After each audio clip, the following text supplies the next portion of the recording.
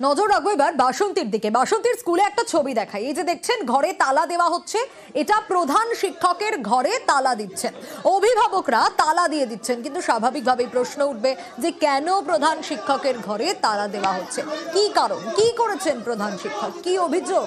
প্রধান শিক্ষকের বিরুদ্ধে অভিযোগ ছাত্রীকে মারধরের, এবং তারই প্রতিবাদ করছেন অভিভাবকরা, তারই প্রতিবাদ করছেন এলাকাবাসী। ঠিক কি ঘটেছে আরো ডিটেইল জানাতে পারবে অনুপ রয়েছে আমার সঙ্গে।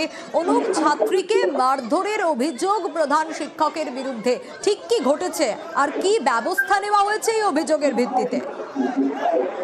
দেখো সোনিয়া, গতকাল কিন্তু এই যে মোকামবেড়িয়া প্রাথমিক বিদ্যালয়, যেটা বাসন্তী থানার উত্তর মোকামবেড়িয়া গ্রাম পঞ্চায়েতে, সেই প্রাথমিক বিদ্যালয়ে কিন্তু এক চতুর্থ শ্রেণীর ছাত্রীকে মারধর করা হয় বলে এমনই অভিযোগ পরিবারে।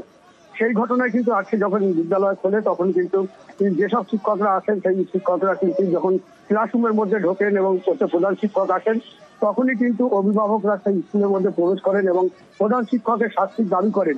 তারা দাবি করছেন যে এই প্রধান শিক্ষক যদি এই বিদ্যালয়ে থাকে তবে কিন্তু তারা কিন্তু তাদের ছাত্রছাত্রী বা তাদের সন্তানদের এই স্কুলে পাঠাবে না। সেই কারণে কিন্তু এলাকায় উত্তেজনা ছড়িয়ে পড়ে এবং এই যে বিদ্যালয়ের সেই বিদ্যালয়ের মধ্যে যেসব প্রধান শিক্ষকের ঘরে শিক্ষকরা ছিল তাদের কিন্তু ওই ঘর থেকে বার করে দিয়ে সেই ঘরে কিন্তু দরজায় তালা মেরে দেওয়া হয়। এই ঘটনার খবর পায় বাসন্তী থানার পুলিশ দিয়ে প্রধান শিক্ষক। শারীরিক অবস্থা কিরকম অনুপ? দেখো, ইতিমধ্যে গতকাল যে পরিবার অভিযোগ করেছে তাকে কিন্তু হাসপাতালে ভর্তি করা হয়েছে। তবে আজকে কিন্তু সেই ছাত্রী কিন্তু আবার স্কুলে এসেছে এবং সে কিন্তু যথেষ্ট ভালো রয়েছে বলে আমরা কিন্তু জানতে পারছি। তবে এই ঘটনায় পুলিশ কিন্তু ওই শিক্ষককে কিন্তু উদ্ধার করে বাসন্তী থানায় নিয়ে গেছে। তবে এলাকায় ইতিমধ্যে কিন্তু যথেষ্ট চাঞ্চল্য ছড়িয়েছে। তবে শিক্ষকরা ইতিমধ্যে বিদ্যালয় বন্ধ রেখেছে, পড়াশোনা একেবারে বন্ধ রেখে বিদ্যালয়ের মধ্যে শিক্ষকরা বসে রয়েছেন এবং পুলিশ কিন্তু ঘটনার তদন্ত শুরু করছে। বেশ, আমার মেয়েকে সামান্য খাতার পেজ উঠে যাওয়ার জন্য নির্মমভাবে দেওয়ালে এবং বেঞ্চিতে ঠুকে নির্মমভাবে পিটানো হয়েছে, সেন্সলেস হয়ে গেছে, সেই মধ্যে ফেলে রেখেছে হেডমাস্টার। অনেক অসুবিধার কারণে এটা আমার ভুল হয়ে গেছে, মারাটা বাচ্চা অনেক অসুবিধা করেছিল, সেই কারণে আর আমারও ভুল হয়ে গেছে। কি করবে না আমাকে আমি বলতে পারছি না। আলোচনা অফিস থেকে সামরা এসছে, ওরা আলোচনা করে যা সিদ্ধান্ত হবে সেটা নিয়ে নিতে। এই যেন এক অন্য প্রধান। কেন এ কথা বলছি? তার কারণ আলিপুরদুয়ারে আবাস যোজনার ঘর ফেরালেন পঞ্চায়েত প্রধান মনিকা পণ্ডিত, অথচ তিনি নিজে থাকেন টিনের বাড়িতে। পঞ্চায়েত প্রধানের প্রশংসায় তাই শাসক বিরোধী দুই শিবিরে।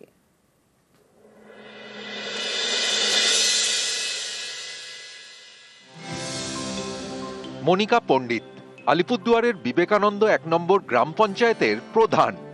২০২৩-এর আগে আবাস যোজনায় পাকা বাড়ির জন্য আবেদন করেন প্রধানের স্বামী, পরে নিজের খরচেই বাড়ি মেরামতি করে নেন। ২০২৫-এ আবাস যোজনার তালিকায় তার নাম ওঠে, এখন দরকার নেই, তাই টাকা ফিরিয়ে দিলেন তিনি। ঘরটা আমি ফেরত দিয়েছি এই কারণে, আমি সরকারি ঘর নেব না, কারণ আমার বদলে যার প্রয়োজন আছে, যে ধরেন এরকম ঘর আছে প্লাস্টিকের ঘর, সে একটা ঘরের জন্য সারা রাত হয়তো বৃষ্টি হচ্ছে, জলে ভিজছে, চাল ফুটো, তো আমার ঘরটা যদি আরেকজন পায় সে উপকৃত হবে। আমার তো মোটামুটি বসবাস করার মতো একটা আছে। মনিকা পণ্ডিতের স্বামী স্বপন পণ্ডিত কেয়ারটেকারের কাজ করেন। কয়েক বছর আগে আবাস যোজনার বাড়ির জন্য আবেদন করেন, তখনও মনিকা পণ্ডিত প্রধান হননি। কারণ আমার ঘর যখন দরকার ছিল তখন ভাঙা ছিল আমার ঘরটা, তারপর আমার একটু এসে আসার জন্য আমার পাশে শাশুড়ি আসার পর উনি আমার কিছু বসা করে দিয়েছেন, আমার নিজেরও কিছু ছিল, সেই মিলিয়ে ছিল কোনো রকম একটু ঘরটা দাঁড় করিয়েছে।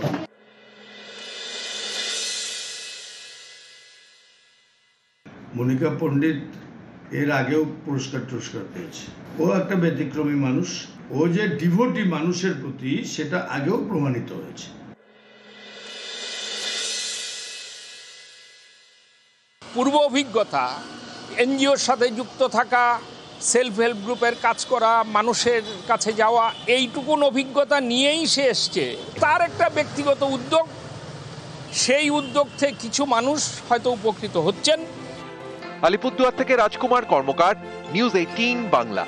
সল্টলেকে সরকারি আইনজীবী ও ছেলেকে মার, হাইকোর্টের সরকারি আইনজীবীকে মারধরের অভিযোগ আর হাইকোর্টের আইনজীবী এমএন রায়কে মারধরের অভিযোগ। স্বাভাবিকভাবেই অনেকগুলো প্রশ্ন উঠছে, কেন এই ঘটনা, কি কারণে এই ঘটনা, এবং ইতিমধ্যেই তীর্থঙ্কর ঘোষ, বিচারপতি তীর্থঙ্কর ঘোষের বেঞ্চে মামলা দায়ের হয়েছে। আজ বিকেলে মামলার শুনানি। আরো ডিটেলে বিষয় জানাতে পারবে রৌনক রয়েছে আমার সঙ্গে। রৌনক, কখন শুনানি, কি জানা যাচ্ছে, কি আপডেট? দেখো, একেবারে 4:30-র পর তীর্থঙ্কর ঘোষের বেঞ্চে এই মামলার শুনানি। মূলত ঘটনাটি ঘটেছিল গতকাল রাত 10:30 নাগাদ সল্টলেকের যে একে ব্লক, সেখানেই এই আইনজীবী জেএন রায় তার ছেলে গাড়ি আনতে যায়, তখন পুলিশ তাকে আটকায়। তাদের অভিযোগ, তাকে অকথ্য ভাষায় গালিগালাজ করেন এবং প্রতিবাদ করাতে একজন এএসআই এবং সিভিল পুলিশের বিরুদ্ধে তারা অভিযোগ করছে তারা নাকি তাকে ঘিরে মারধর করেন। তৎক্ষণাৎ ছেলেকে উদ্ধার করতে ঘটনাস্থলে পৌঁছায় আইনজীবী, তাকে ঘিরেও মারধর করা হয় এবং তার যে পেলভিক বোন, সেই পেলভিক বোন ইতিমধ্যে ফ্র্যাকচার হয়েছে। এখনো পর্যন্ত তিনি বেসরকারি হাসপাতালে চিকিৎসাধীন রয়েছে। এবং সবথেকে গুরুতর অভিযোগ যেটা পরিবার করছে, যখন তারা কমপ্লেন করতে যায় আর সকালবেলা নাকি থানা থেকে তাদেরকে ফোন করা হয় যাতে তারা অভিযোগ না জানায়, সেক্ষেত্রে একজন রাজ্যের আইনজীবী তাকে মারধর করার ঘটনায় কিন্তু তীব্র প্রতিবাদ জানাচ্ছে বিশিষ্টজনেরা। এবং এই ঘটনাকে কেন্দ্র করে ইতিমধ্যে তাদের তরফ থেকে লিখিত অভিযোগ জানানো হয়েছে। এবং শুধু আইনজীবী নয়, আইনজীবীর ছেলে সহ মোট 3 জনকে মারধর করা হয়েছে। এবং যারা মারধর করেছে, যে পুলিশ অফিসারের বিরুদ্ধে অভিযোগ, তিনি নাকি মদ্যপ অবস্থায় ছিল এবং প্রায়শই সেখানে মদ্যপ অবস্থায় তারা থাকেন এবং সেখান থেকে টাকা তোলা হয়, এরকম একাধিক অভিযোগ তারা করেছেন। ইতিমধ্যে কিন্তু বিধাননগর পূর্ব থানার তরফ থেকে গোটা বিষয়টি খতিয়ে দেখা হচ্ছে। সোনিয়া, বেশ, অবশ্যই নজর থাকবে।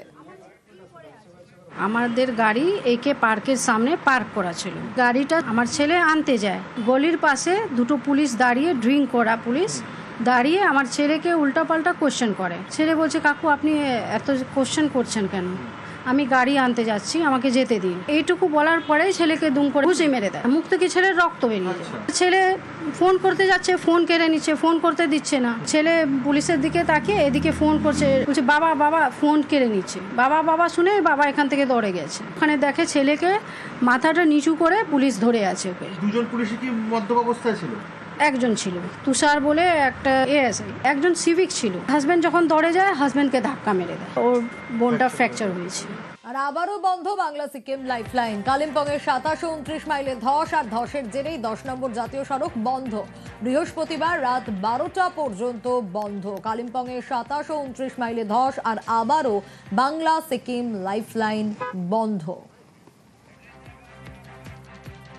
ফের বঙ্গ সফরে প্রধানমন্ত্রী, কাল রাজ্যে আসছেন নরেন্দ্র মোদী। 3 মেট্রো রুটের উদ্বোধন করবেন, এছাড়াও তার একাধিক কর্মসূচি রয়েছে। কি কি কর্মসূচি রয়েছে আরো বিস্তারিত জানবো। সুস্মিতা রয়েছে আমার সঙ্গে। সুস্মিতা, 3 মেট্রো রুটের উদ্বোধন যেরকম প্রধানমন্ত্রী করবেন, তারই পাশাপাশি তার একাধিক কর্মসূচি রয়েছে, কি কি? আগামীকাল প্রধানমন্ত্রী নরেন্দ্র মোদী তিনি বঙ্গ সফরে আসছেন। তিনি বিকেল 4টে নাগাদ তিনি দমদম বিমানবন্দরে নামবেন এবং সেখান থেকে 4:20 নাগাদ তিনি যশোর রোড মেট্রো স্টেশন, সেই মেট্রো স্টেশনে উদ্বোধন করবেন। এবং বলা বাহুল্য যে বিগত প্রায় 1 দশক বাদে প্রধানমন্ত্রী নরেন্দ্র মোদী তিনি এ রাজ্যে এসে কলকাতা মেট্রো সফর করবেন। তার কারণ যশোর রোড মেট্রো স্টেশন বিমানবন্দর থেকে তিনি মেট্রো সফরে কালকে অংশগ্রহণ করবেন এবং 3টে মেট্রো রুটের উদ্বোধন করবেন বিকেল 4:30 নাগাদ।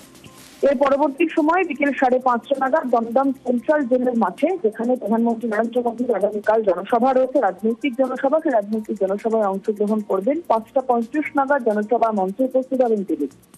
বিকেল 6:15 নাগাদ তিনি জনসভা মঞ্চ থেকে অবতরণ করবেন এবং তারপর তিনি কলকাতা বিমানবন্দর থেকে দিল্লির উদ্দেশ্যে রওনা দেবেন। সুতরাং আগামীকাল গোটা দিন জুড়েই ভাষা কর্মসূচি রয়েছে এবং বিকেলে বিশেষ করে তার কর্মসূচি রয়েছে। রাজ্যে 2.5 ঘন্টা মতো থাকবেন তিনি এ রাজ্যে সফরে। এবং এর আগে দেখা গিয়েছিল আলিপুরদুয়ার, দুর্গাপুরের পর প্রধানমন্ত্রী নরেন্দ্র মোদী তিনি আগামীকাল আসছেন। এবং অবশ্যই অত্যন্ত উল্লেখযোগ্য 26 নির্বাচন এবং অপারেশন সিঁদুর থেকে আরম্ভ করে আরজিকর মেডিকেল কলেজের ঘটনা, গোটা বিষয়গুলি নিয়ে প্রধানমন্ত্রী এর আগের বক্তৃতায় শোনা গিয়েছে। আগামীকাল প্রধানমন্ত্রী নরেন্দ্র মোদী তিনি বাংলা বাঙালি ইস্যুর পাল্টা দেওয়ার জন্য কি টোটকা দেন, সেদিকে তাকিয়ে রয়েছে রাজনৈতিক মহল। বেশ সুস্মিতা।